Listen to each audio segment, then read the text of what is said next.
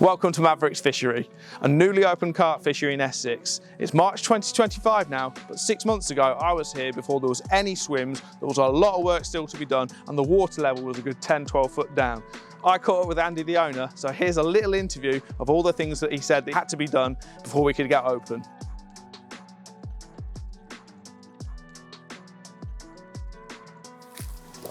So Andy, this is the new fishery. Hi Tom, yeah, thanks for coming down, mate. Yeah, we're excited about this one. We got asked to take it over this year. We took it on 1st of October, which was 3 and a bit weeks ago now. So haven't had a chance to do everything that we want to do to get it ready yet, but we're work in progress at the moment. For 3.5 weeks, I'd say you've done quite a bit of stuff in that time. Yeah, I've walked you around and told you a few things that we've been doing. Yeah, we've cracked on, definitely, and we've got plenty of time and we're all ahead of schedule at the moment, so it's all going to plan. So sort of tell me a little bit about the history of this place. Sure. Has it always been a fishery, or? Okay, it's had mixed use over the years. It was originally dug in, I think it was just around 1980, so it's about just over 40 years old. It was originally dug as a farm irrigation lake. It had some trout back then. Then the local village took it on as a little club water, mixed species was stocked.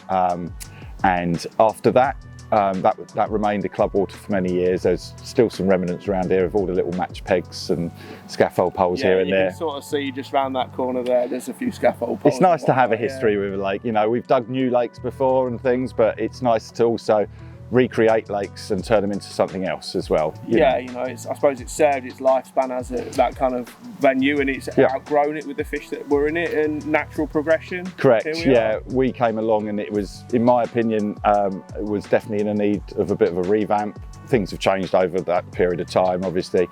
Don't get me wrong, but after the local club, it was then more of a little carp club.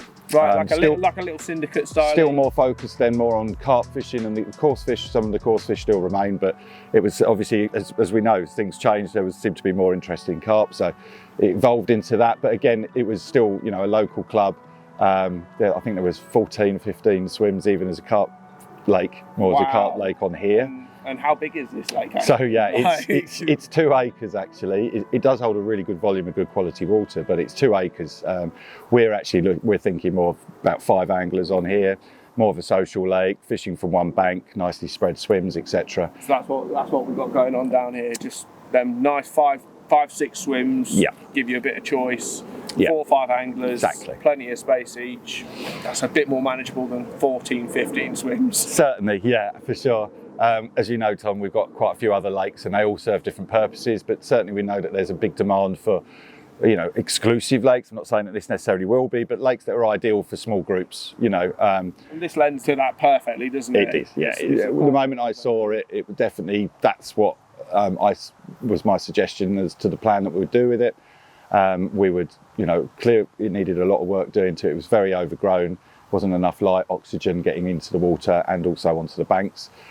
So yeah, we've put a plan together of what we would do, and we're now implementing that. Yeah. I know a little bit about what's gone on so far, but from what you see here today, it's a lot more than what you would believe. So what was the first sort of steps that you had to take? Okay, so well, the first thing was to start tackling some of the overgrown trees.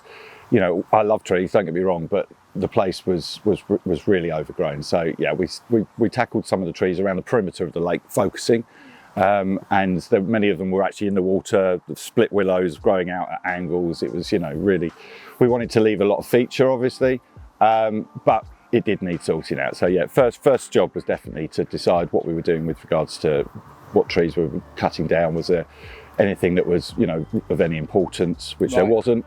And then, yeah, we made a start. Best way as well for us to tackle not just that job, but some of the other jobs that we were wanting to do after was actually to drop the water level by a few feet so that we could work around the inside margins much easier than doing tree work chainsaws above water and things like that. So we did that. We dropped the water, different stages. There's still actually 9 to 12 foot of water left in the lake at the moment. So, Wow. because there is actually stock in here. I'll tell you about the stock in a little while, but and also our plans with that. But so yeah, it was trees around the inside, and also the bank work on, as I say, it used to be sort of more of a match lake. The swims were more size for, you know, literally a chair and a float rod kind of angle compared to the gear that we all take fishing now.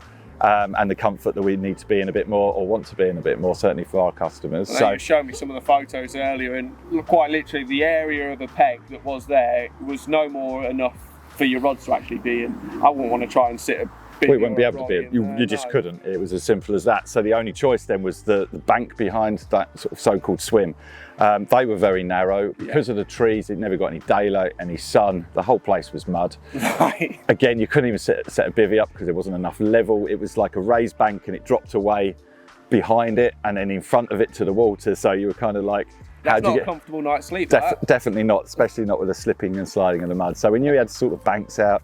So we've put a lot of groundwork in and extended the bank. So we've got plenty of area now to put in a big, nice area, which will be the stone swims, an area for your rods and your nets and your mats and slings and everything.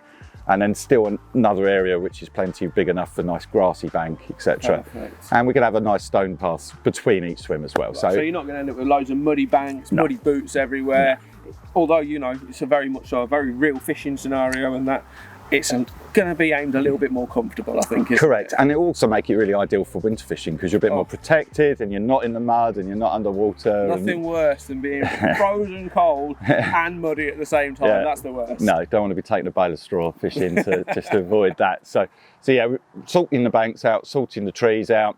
When we dropped the inside of the water, it was a great opportunity to remove loads of rigs and different paraphernalia of fishing over the 40 years. It's never been done or never cleared out. There hadn't been any maintenance involved previously. Right, so it's been left to sort of be as it was. As you would expect, what you'd find, you know, old umbrellas and things like that. So we also found a lot of sharp flints that we've removed from the top, as you can see, like there's about 8 foot of bank exposed. There's little feed, well, not little, 20 kilo feed bags scattered all around the lake where Andy's just gone round and been picking up massive flints that are definitely going to cut your line if you were to get caught underneath it or something. Some of them are half stuck in the clay and half out as well, so you know they weren't even going to move. So yeah, absolutely. And the fish, you know, when I viewed the lake, the water was obviously up, and it's lovely clear water. It's filtered through the land and then it's filled into this lake. So there's no weed present, and there's no crayfish, and there's no pollution risk from rivers when you're abstracting to topping up your lake. So as far as lake bed and that, you've got a real clean slate to work from. Absolutely, it's nice firm clay all the way down. We've got silty areas down in the deeper parts, and so again, good for the biodiversity. You know, they'll often go down in the deep when they're looking for the bloodworm and things, but when the angling's going on, you will find them in the clear areas. So there's still plenty in there to promote natural food. Yeah, we've got, as well as, you know, angler's bait that's going to be going in. Yeah, we've obviously kept some overhanging trees for the carp, for some shade. There's plenty of lily pads as well to fish to, which are nice features. So yeah, the water quality, I'm pleased, having seen it before, during, and you know, will definitely be not a problem in my opinion. So yeah, it was then getting the swims ready, and obviously what we're going to do in regard to what fish. Okay, you know. So that's the excitement. That's the bit that everyone at home sort of wants to know about, I'm sure.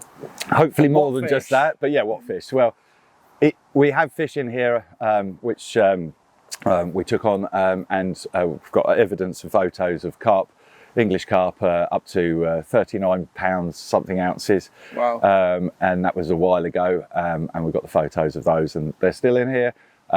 So yeah, there's over 100 original fish in here for sure, but we've got our own stocking program that we're going to be implementing this winter while the maintenance work's going on, Tom. And we've got a number of stock lakes luckily around here, because a number of other fishing lakes that we have. I mean, everyone knows Berners Hall by this point, I'd like to think. Maybe not everyone, but it's well known. It's, you know, it's certainly a very good public access water with some really good size fish and good numbers. People with a PB from Berners Hall. Yeah, we've had a few lakes over the year, but Berners definitely has smashed that all expectations previous. The grass gets regularly watered with buckets of water getting thrown over people on pretty much a daily basis down there. So yeah, we're very fortunate that we have plenty of big fish.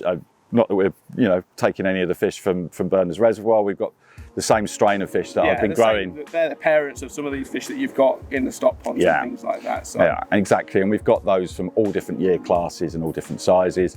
We've already introduced 6 fish just to test out the introduction and mixing the fish alongside. Those 6 fish, I think the smallest was 21 and the biggest was about 34. Right. So that's what we'll be sort of looking to stock around. But we'll have some fast growing sort of upper doubles, mid doubles to back up and save some blanks and, let you know your rigs of what bait are working and things like that. But yeah, certainly in terms of the stocking density, the size of the water, number of swims, the pressure that they're under, I would think that this would be an easier water, certainly from regards to like the res burners, for example. But yeah, more definitely angled at that kind of, as you say, getting a few bends in your rod and then a chance of a good and nice place for a small group of mates to be together, have a social and enjoy fishing.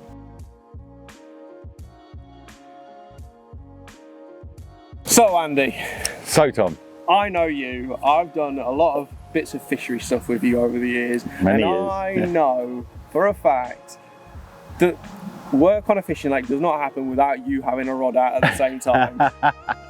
You've got to test fished it. That's not true. That bit's true. It's not at the same time. No, honestly, as much as my team are badgering most of the time, we do mix it up. But yeah, we do get some work done. And then if we're down here for a few days, obviously we stop work, we have a barbecue, the rods go out. We've got to do some test fishing, find out see what's in there. So yeah, exactly. Previous people weren't able to give me definitive records, obviously. So yeah, we needed to do a bit of test fishing. We caught a few. We've not fished it much. We want to leave that to continually get surprises. It's nice having a lake that you don't actually know what's in here. Yeah. There's a few things we definitely know. We've got over 100 carp that are worth catching. We know what we're going to be putting in as well, as we've alluded to. Certainly, fish up to around the 40-pound marker in here. And yeah, I mean, my first fish out was quite a quick bite actually, and that was a 26-pound. Looked like it was a brand new virginal slate grey mirror. Couldn't have been happier. Right. A couple of mates that were helping, had a few fish in a couple of evenings that we've done, a couple of night bites. Don't know if we've got any photos of those being at night. But yeah, we've been happy with the average size of fish. There's definitely a few fish that we would take to a retirement lake that we have. Right, okay. Seen a few too many hard years, And you do get in these sort of venues where they've come on from being a max venue, you get stunted fish that have sort of a bit worse for wear, like you said, just need retiring really. Exactly. Some of them have done brilliantly and come through, and there's some fantastic 20s, 30s, touching 40 pounds in here. But then there's some fish that are never going to even make 20 pounds. There's some what we call some cricket-back commons, some some original farm stocked lake fish. But yeah, we definitely want to stock our fish, the ones that we know our customers like catching, the ones that are going to go through and surpass those fish in weight and in a short period. And at some point, the older fish are going to start to, who knows when, start to pass on, and we need to have a good stocking program. You've got to future-proof it, haven't you, at the end of the day? You want something for people to keep coming back for when those originals do inevitably sort of pass on and sort of pass on the baton to the next generation of big fish that are in here. So we know the fish that are going to be in here now. We know what you kind of plan on doing in terms of swims and things, but facilities. Okay. What are we looking at? Okay, well, yeah, comfortable swims, nice, designed individual anglers and perfect for small groups. We're quite lucky with facilities, actually. We are just under 10 minutes away from Total Tackle, one of the largest independent tackle retailers in the country. They're based next to our other fishery, Berners Fishery. So we've got obviously our fishery manager and bailiff team that will be here on site to help, but obviously to leave the customers alone to enjoy, more for assistance than anything, especially the first time they come here and things like that. In terms of facilities on site, we're really actually quite pleased with this. We've got a brand new shower block, we've got brand new toilets. We're going to have in the short term at Little Angler's cabin, which is going to be for store their food and some bags, and there's going to be electricity in there to charge bait boats, make a cup of tea. There'll be a fridge in there. So just for the small groups, again, great. Might be doing a bit of a session somewhere to keep some of their stuff out of their bivvy. Yeah. I'm hoping to build a social shelter based right in the middle of the lake as well, so a nice barbecue area for them, again with outdoor lighting, etc. And we're very secure here. As I say, we're on site, we're visiting most days. We've got double secure gates. Other facilities, well, as you know, Tom, I treated you to a takeaway the other night. Very nice takeaway at that, I must say. It was our first one, wasn't it? Yeah. We're lucky enough, we had a plethora of choice. Yeah, a very good choice, and I was very happy with my mixed kebab, must recommend. Yeah, exactly. Maybe we'll take some photos and do some filming next time, but we were so hungry we just destroyed it, didn't we? Yeah, it's been a long day. But yeah, that was a top rate from a local kebab house that did a lovely kebab for us. But yeah, there's really good fish and chips, and we're going to have all that sort of information obviously ready and available for our customers. So facility wise, yeah, we're really happy. Really short walk from the car park to your swims. Like, it's all flat bank. As I say, it's all nice, going to be nicely stone pathed as well. So, and another really important one. What's the place called? How are people going to actually get on here? Yeah, so again, I'd thrown it around my team to say, look, we've got to register this new lake with Environment Agency and get all of the permits in place to the stocking and everything. So gave them a few weeks to come up with a name. None of them did. I made a suggestion, and yeah, everyone sort of half liked it. Some really liked it. Some were like, oh, I'm not sure, but I said, well, come up with something, and they didn't. So it's called Mavericks. Mavericks. Mavericks is this lake, yeah, and it's in rural Essex. We'll be giving more information to come over the coming weeks, and I'm sure there'll be other videos and photos of what we're doing, and we'll show you the fish being stocked and the swims being built and things like that as well. But I can assure you it's not difficult to get to. It's really convenient, just off a main road. No dodgy long farm tracks or anything like that. It's all good. Yeah, for sure. It's really easy. Yeah, it really is. Some good road networks nearby, but you can't hear them. We're out in the countryside, and as I said, yeah, there is a really good local facilities, including also little supermarkets and sandwich places as well. So yeah, you're covered, you're secure, you can have showers and comfortable facilities. We've got base camps for you, we've got close, secure parking, pretty much mud free, will be, you know. Yeah, we're really pleased with, we think the facility, oh, sorry, nice fish just topped in the background there. They're active. Yeah, they have been, haven't they? Yeah, for sure. So yeah, facilities really pleased about. So yeah, it's going to be called Mavericks, and more information will come through. Facebook page will be up shortly, and also the bookings will be handled through Catch. And my final question, when are you actually thinking this place is going to be ready? Sure, okay, yeah, okay, the few people that know about it are super keen. All goes to plan, and we are, dare I say, touch wood, ahead of plan at the moment. We'll be opening for spring 25, just a few months' time. Wow, okay. So that's not long at all. You've something to look forward to, yeah. Along with all the other things I've got juggling, for sure, yeah. So that's why I've made a good start. Well, I'm sure it's going to be one hell of a venue when it's open, and I really look forward to the progress that we make. Thanks, Tom.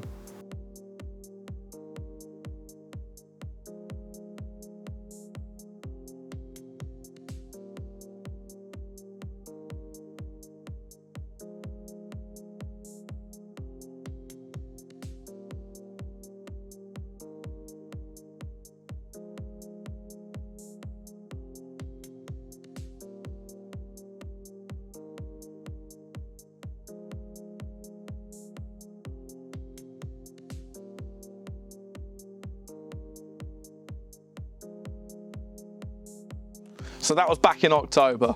Andy, there's an awful lot of stuff that's been done since then. Yeah, we've been busy. We had a lot to do. We set ourselves a time frame of 6 months to get it done, and we obviously weren't fully concentrating on this. We've got our own jobs normally to do. But yeah, there was a lot of swim work to do, a lot of tree work. I think I've been through it with you, what the plan was. We've pretty much done it all on time. We're just waiting for some grass to come through once the frost has stopped. But yeah, she's open, she's stocked. She's ready to go, and we're ready to go live, pretty much. Excellent. Well, I think it's pretty clear how much work you have put in. You've done everything we said before, I suppose all that's left is people to come and fish it, really. Pretty much, yeah. Yeah, as I said before, we've rejuvenated the tee hut, we've got car park in, we've got all the swims finished now, path in, so you're mud free. All the stocking's gone well, all the fish gone well, no problems there. We've had some friends and people from the industry and some friends that helped us down here have a little test fish just to see how things were going, even though it was the colder months, and all been really positive in terms of catch rates, sizes and everything else. So yeah, really good. So we're now ready. Yeah, absolutely. Just need the sun to come out. Well, you've heard it here. The fishery is ready to go. All we need is people to come down here, catch these fish, and hopefully we'll see you down here soon.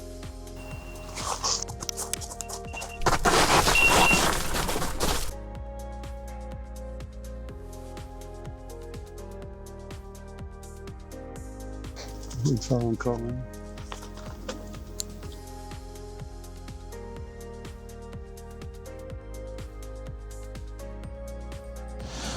Wow. Look, he's got a hole in his fin. You remember that one? There we go, little holy fin common. Last one of my session down at Mavericks. That's 3 fish for March. Well, I can't complain at that. What more do you want? Plenty of action, some great quality fish, brilliant facilities, and a brand new venue for you to get booked on this year.